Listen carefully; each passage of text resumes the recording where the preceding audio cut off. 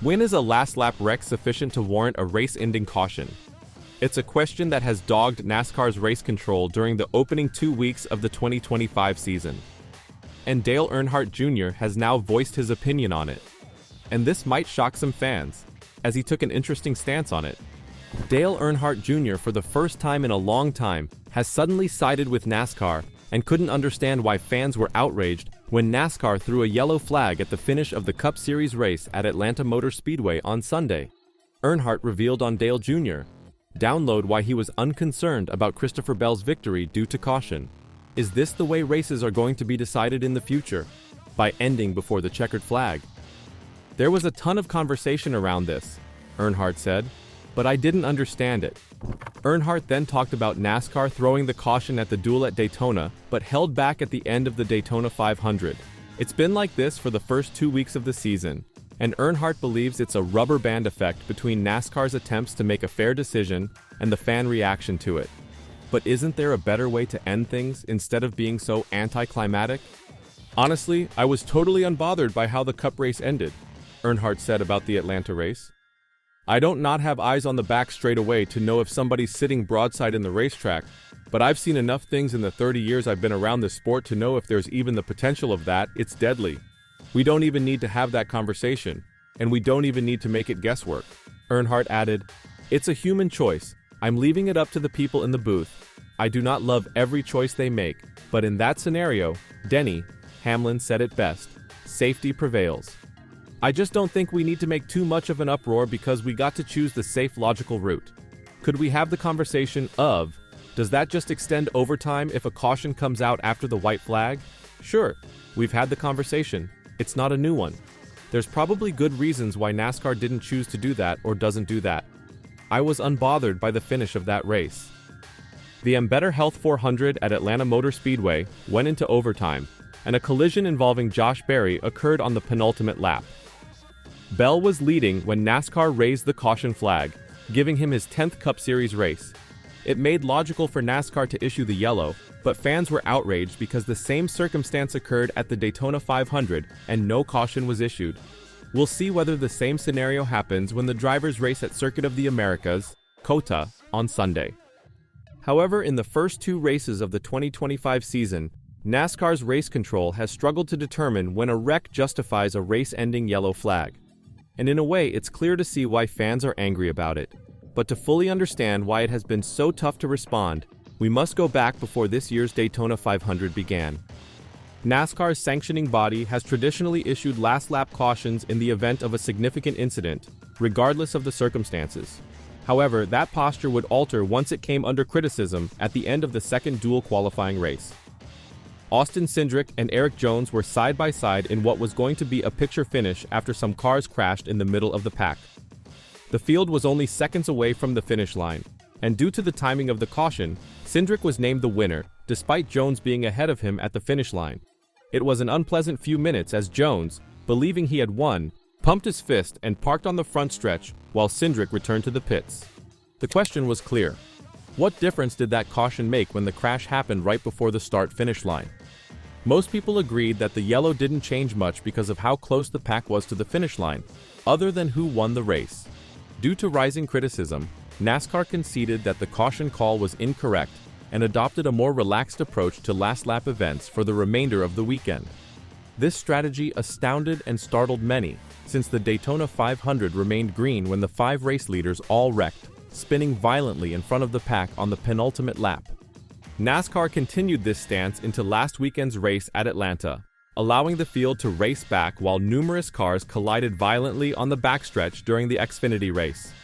This sparked fresh criticism, this time from drivers who were upset that automobiles were driving dangerously through an accident scene, while others who lifted lost numerous positions. NASCAR admitted to making a mistake and changed its viewpoint yet again. If an occurrence like that occurred at the finish of the Cup race the next day, they announced that a caution would be issued. As fate would have it, that was exactly what happened. Josh Berry spun on the backstretch toward the end of the Cup race, crashing into many other cars. NASCAR issued a caution, but sadly, it denied those watching another historic finish. The leaders were racing 3 wide through the final corner, but the yellow flag prevented a picture finish this time. Naturally, fans were outraged, and the issue of safety versus entertainment rose to the center of the discourse. The issue they face is this: throwing the caution will undoubtedly damage certain finishes, but not throwing it may jeopardize the safety of the drivers on the circuit. And the sanctioning did themselves a favor by switching positions so frequently over the last 2 weeks, producing more confusion and a lack of clarity, regardless of where they ultimately end. However, they did themselves a harm by overcorrecting from duels to Atlanta. There is no case in which the caution at the end of the dual qualifying race improves safety. Speaking only for superspeedways, NASCAR should not issue a caution for a wreck that occurs between the exit of Turn 4 and the start-finish line. They should also not force drivers to floor it through an incident on the backstretch in order to avoid losing many positions and important points. A spin in the rear is not a race-ending caution, but the leaders crashing in front of the field on the backstretch most certainly is, and there is no cause for a yellow until the checkered flag is in sight. That represents the best of both worlds. NASCAR is not alone in attempting to assure a green flag finish, often at their own expense. In recent years, the Indianapolis 500 has used red flags to ensure there are enough laps to finish under green, since IndyCar does not have overtime rules. Marcus Ericsson slammed race control, forcing a one-lap dash to decide the 2023 Indy 500, leaving him a sitting duck up front. And of course, Formula One famously violated its own rules by allowing the 2021 title decider in Abu Dhabi to go back green for a one-lap dash to decide the World Championship in a race finish that people are still talking about. But is there anything else NASCAR can do? Some have suggested allowing last-lap cautions to merely push the race into another overtime restart, but I would strongly advise against it. NASCAR applied such a rule during the 2022 All-Star race, resulting in a questionable caution just as Ryan Blaney was about to take the checkered flag.